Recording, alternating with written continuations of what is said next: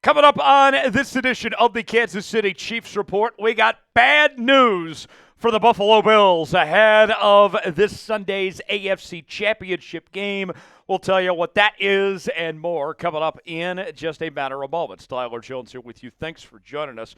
Before we go any further in today's show, though, folks, I need y'all to like the video, don't jinx it, and we told you last week if we got 1,000 likes, that would guarantee victory against the Houston Texans. I got good news. We had 1,600 likes, and it definitely worked. So why mess with the mojo right now? Let's get at least 1,500 this time, folks.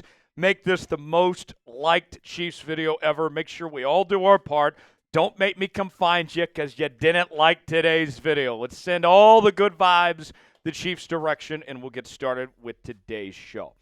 Chiefs quarterback Patrick Mahomes, in his postgame news conference after the win against the Houston Texans, he explained what the Chiefs need to unlock ahead of the AFC title game. I have been long of the belief that this team has yet to play their best football in 2024 through 2025.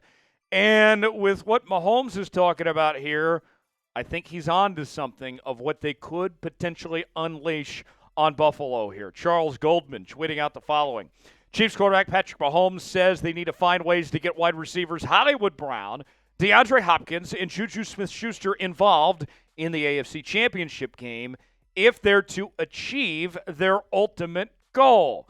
He is 100% correct. In fact, I might even be selling that short. He is 1,000% correct that they need to get those guys involved. If they are going to get the job done, it needs to be all hands on deck here, especially when you consider how high-powered that Buffalo Bills offense is. And everybody that's been talking about the Chiefs compared to the Bills this season, the question has been, could the Chiefs offense in a shootout potentially go toe-to-toe with Buffalo here?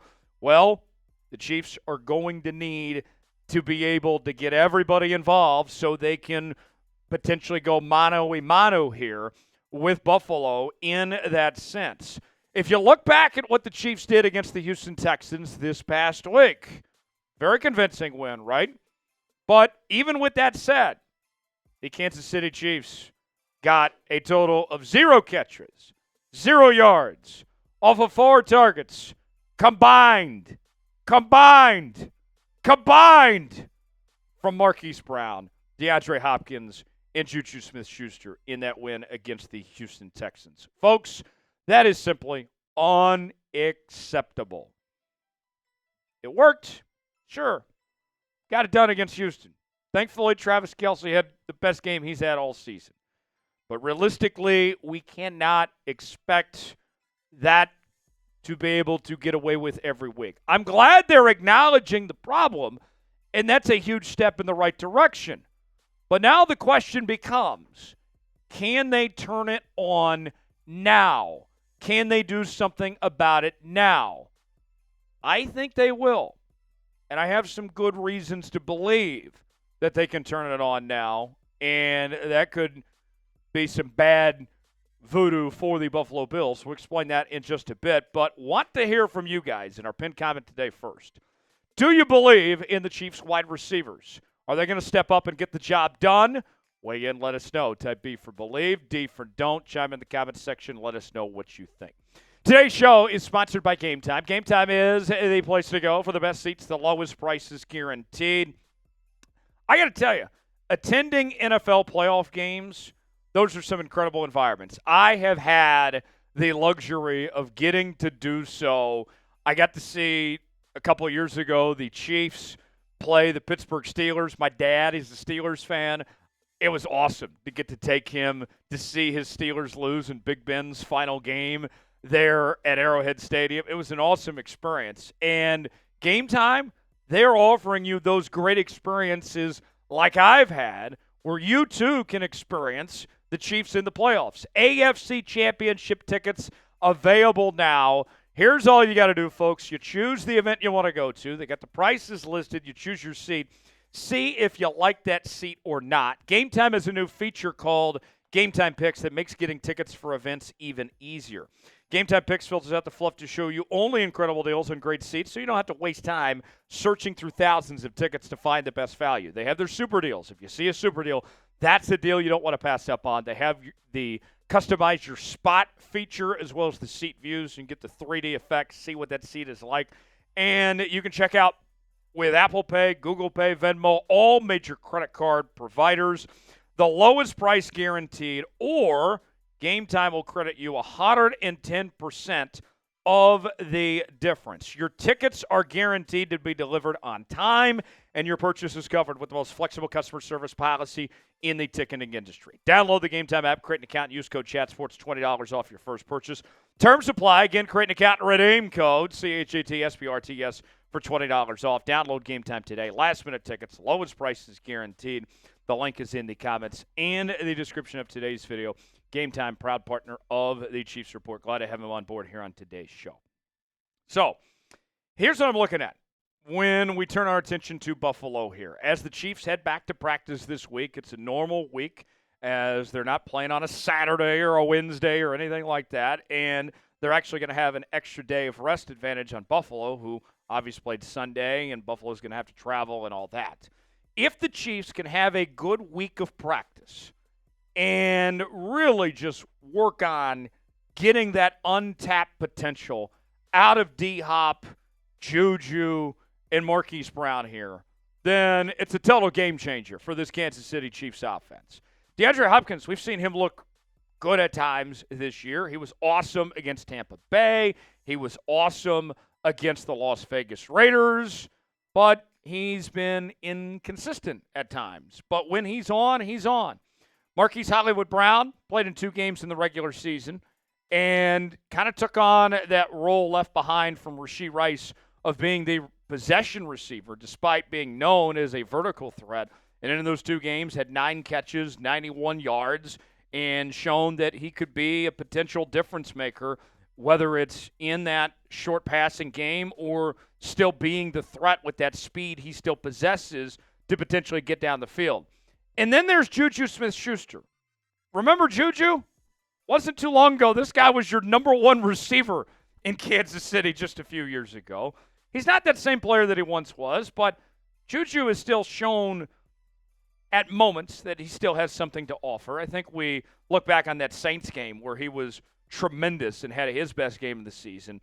And I say all this to say, any of these 3, D-Hop, JuJu, or Hollywood, are all capable of going off at any given time.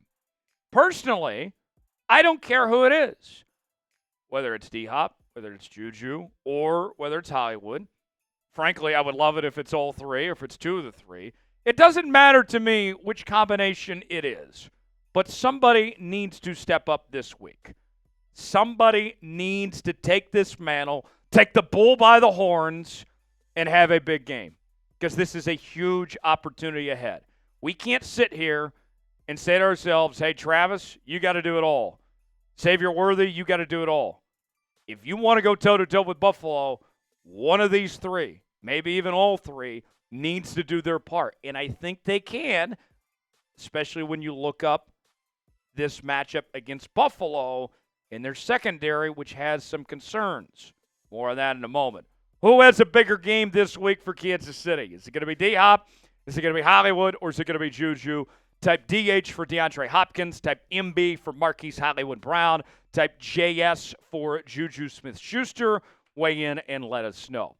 We have coverage all week here on the Kansas City Chiefs Report as we catch you down to kickoff. We'll do our live show tomorrow at 4:30 Central Time. We'll continue to bring you our daily news and rumors, of course.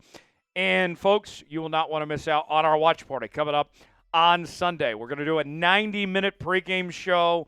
We're going to get you set with everything you need to know. We'll react to the game in real time. Big Tex is going to be here with me. The biggest game of the year. The Chiefs trying to defend Lamar Hunt's trophy. We are excited. Can't wait for it. Join us for our Chiefs-Bills watch party this Sunday, live right here on the Kansas City Chiefs Report. Subscribe now for free and join us then. As I was watching the Bills and Ravens game last night, one of the things that stood out to me, despite Buffalo winning, I was not impressed with how the Bills' secondary fared against the Baltimore Ravens. And I think there's a real chance to expose the Bills' weakness in their secondary. And you think about this, folks. The Bills allowed 254 passing yards against the Ravens. And I'll say this, Lamar Jackson, he's a fantastic quarterback. Very good chance he could be the MVP this year. He's a future first ballot Hall of Famer, all of that. Credit where credit's due to Lamar Jackson. But if we're going to be honest with ourselves, Lamar is still not a great passer in this league. And if Lamar can throw for 254, who's to say Mahomes can't throw for 300? I mean, they were leaving receivers wide open last night and making life easy on Lamar Jackson. If they're going to do that for Lamar, watch out for what Patrick can do with all these potential weapons to work with here. Think about this. If you need the numbers to back this up. From Pro Football Focus, did you know last night the Bills did not have a single defensive back with a Pro Football Focus coverage grade greater than 66.0 against the Ravens? Cole Bishop had the highest with that 66 grade. To me, that's a real opportunity. And think about this. Let's take it a step further. The leading receiver for the Baltimore Ravens last night was Isaiah Likely. He had 4 catches, 73 yards, averaged over 18 yards of reception and a touchdown. And the second leading receiver was Rashad Bateman, who had 4 catches for 66 yards, 16.5 yards per reception, and a touchdown. Those two, if those two guys, Likely and Bateman, can go off, why in the hell can we sit here and not expect D-Hop or Hollywood or JuJu to have a big night? Rashad Bateman is not a great receiver in this league, folks. Isaiah Likely is an emerging tight end. I like Isaiah Likely. But, I mean, come on. If those guys can have the nights they did against that Buffalo secondary, I have no reason to think that D-Hop can't do the same, or Hollywood, or even JuJu for that matter. If they put up numbers similar to what Bateman or Likely did, I will gladly take that. And that will go a long ways in beating this Buffalo Bills team. But I need somebody. I need somebody to answer the call. What's your confidence level heading into Sunday's matchup against the Buffalo Bills right now? Scale it for me, 1 through 10. How you feeling going into this matchup? Weigh in, let us know. If you enjoyed today's show, you want to do your part to get a victory over Buffalo, like the video. We certainly would appreciate it. I'm Tyler Jones. Big week ahead. Don't miss a moment. We got you covered right here on the Chiefs Report. We'll see you next time.